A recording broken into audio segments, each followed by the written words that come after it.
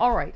Speaking of election conspiracy theorists, among other things, Paul Gosar has become quite famous, and we've had his brother David on before. They wrote he and his siblings wrote a great piece for MSNBC, just entitled "Our Brother Paul Gosar Backed Trump's Lie and Betrayed America. Has He No Shame?" And an interesting McCarthy thing. We are not surprised to see him heading down a very similar path to McCarthy. So have you no sense of decency, Paul? David Gosar joins us again. Hey, David, how are you, sir?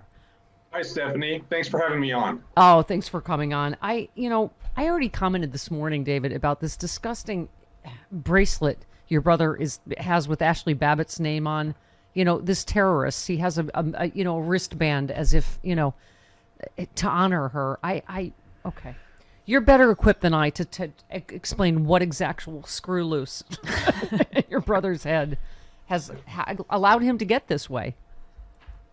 Well, Stephanie, in regards to that Ashley Babbitt deal, Chris Hayes made the point, early in July about how Paul's lies on the House floor sort of delayed getting all the Congress people out of there, so that we had the armed officers there standing by that door leading in. And when she broke through, that one officer felt to protect the Congress people still remaining in there, that he felt like he had to shoot her. Mm-hmm. And so Paul is responsible for not only inciting that riot, he's a big part of that. If you look at that op-ed, we've listed out all the things he's did. I mean, he was big on, the Stop the Steal rallies with Ali Alexander.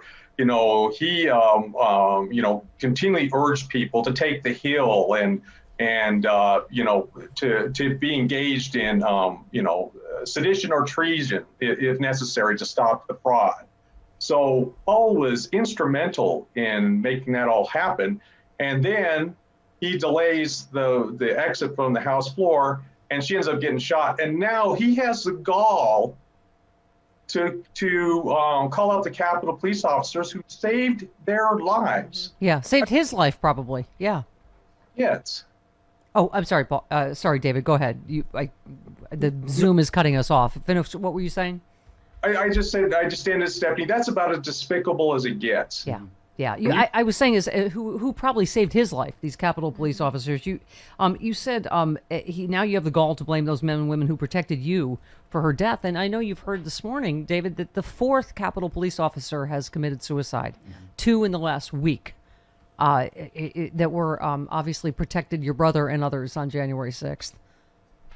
I know, and when the vote came up to give these people who are undermanned, and I believe deliberately undermanned.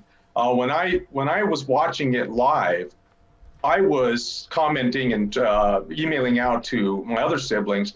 They want this to happen this way. They don't have enough staff, and for the head of the FBI, Christopher Wray, to say, well, that memo just didn't get to me, is ridiculous. I'm out here in Wyoming. And we all were aware that this was a possibility. Yeah. And we thought, well, because it's so widely discussed, they'll have this covered. And Maxine Waters had talked to the Capitol Police multiple times about protecting that. So that was they were aware of this. And, they undermanned that staffing there, didn't have them in the proper gear. And then they put these people through this trauma. People end up taking their lives, other people die, and then they refuse to give them commendations. Paul does. Mm-hmm. And by the way, you guys wrote this piece, which was great, David, you and your siblings. You say, for starters, you repeatedly lied about the election results, achieved the deplorable distinction of being the congressman with the most tweets devoted to election lies and instigating the riot. Then you helped organize Stop the Steal rallies with Ali Alexander while calling President Joe Biden a usurper who stole the election and was engaged in a coup, challenging crowds to take the Hill, saying tradition and treason for stealing votes is appropriate. Finally, you lied on the floor of Congress, falsely claimed hundreds of thousands of Arizona ballots had deliberately been switched from Trump to Biden, a statistic you almost certainly knew to be a complete lie. Do you think your brother's going to be held accountable? Do you think he will be one of the Congress people, first of all, called to testify? And do you think he will presumably go to prison, perhaps? Well, I absolutely do think he should be called to testify. And given what he's done, he should be held accountable in some way. I don't know whether that's going to happen or not. I'm distressed about the slow pace of moving forward against, people that are clearly involved in this. They'll go after the little guys. They'll go after the rabble and the mob that was put up to this. But boy, they seem to be pretty hesitant about moving up the ladder. Yeah. And he should be held accountable for what he's done. It's just absolutely despicable, the role he's played in all of this, in addition to the rest of his tenure in Congress. Yeah. Well, we just got the news this morning, David. Trump says he will not try to stop former Justice Department officials from testifying. I mean, you just wonder if this is like everything else. Ukraine, where he's going to let everybody, he's going to try to let, have it be everybody but him. And that will stop it from going to the top. I mean, again, okay. I share your frustration with how slowly this feels like it's going. Maybe there's things we don't know behind the scenes. What do you think? It could be. It could be that they're setting it up because, this would be such a big deal that they want to kind of bring it all to a culmination all at one time, build critical mass and take him down that way versus. But I think the longer they delay, the more steam this gets, his attempted coup, and it's still ongoing. So, there's a weighing process there. And I think now it's starting to tip to, you got to move forward. And they do have, they could get him, with the campaign finance violation with Michael Cohen, obstruction of justice, tax fraud. They've got things that they could bring the charges and get things rolling, add this later. So I think they need to get going on this. Yep. You guys ended your piece. You said of your brother, maybe your lifelong insecure need for the approval of others caused you to sacrifice your common decency and integrity to satisfy Trump and his followers in order to keep your seat. It is interesting as a family that how many of them are there of you, the siblings? Well, there's 10 brothers and sisters, wow. Stephanie, and the other 9 of us are pretty much horrified as what he's been doing. Yeah. He started out as a birther. He wanted to default on the national debt. He was in the Clive and Bundy insurrection, urging that on. I mean, he's done so many things, since he got into Congress. And I was worried about him because I just don't think he has the chops to be there. I think he's easily manipulated. And Paul, convinces himself of whatever he needs to be to move himself up the ladder. Yeah. And I think it's that insecure need to be somebody that keeps him convincing and lying to himself and just keeps him one step further until he can't go back. Yeah. And I think that's going on. And now he's with this despicable Nick Fuentes, 22-year-old hateful white supremacist, linked up with him, fundraising. That's what they're doing. And how do you get to the point where you're associating with a 22-year-old white supremacist and he's calling your shots? Yeah. At his age. What I can only imagine with 10 apples in the orchard, it might be hard to keep your eye on every apple. But remind me where you guys grew up, and were you a conservative family, and how did he get the way he is, do you think?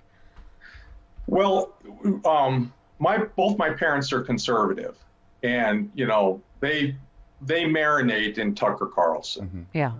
They're supportive of him, and we grew up in this tiny town in Wyoming, and 1,000 or 2,000 people. I think it's the most sparsely populated county in the whole lower 48.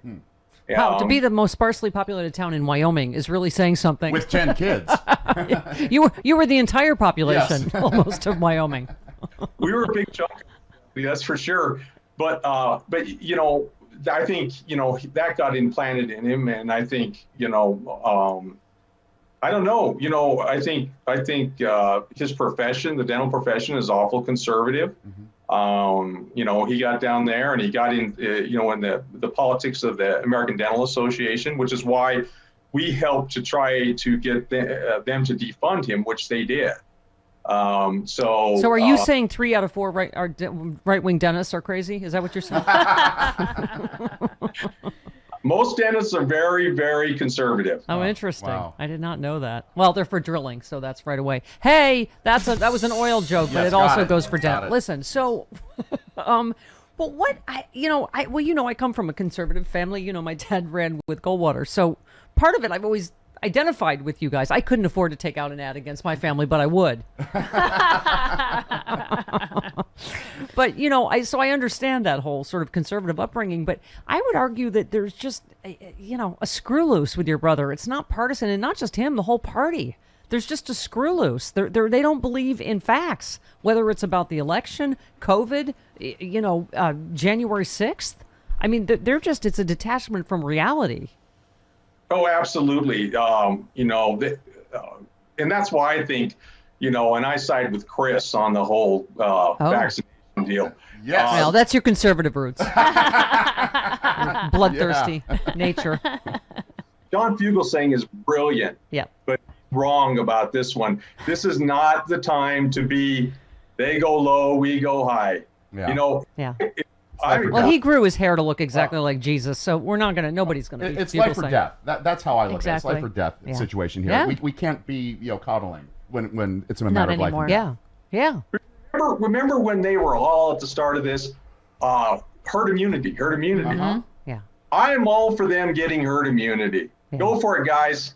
Yeah. Go for it. Yep. Yeah. Yeah. Wow. All right, I'm coming hiking in Wyoming with you sometime, whenever. I'll let you know. We'll take you some secret places not too many people know. Oh, awesome. Cool. Not many people know of anything in Wyoming, so that'll be fantastic. All right, David Gosar, thanks for writing the piece for MSNBC, and thanks for speaking out. And come on anytime. I'm all for them.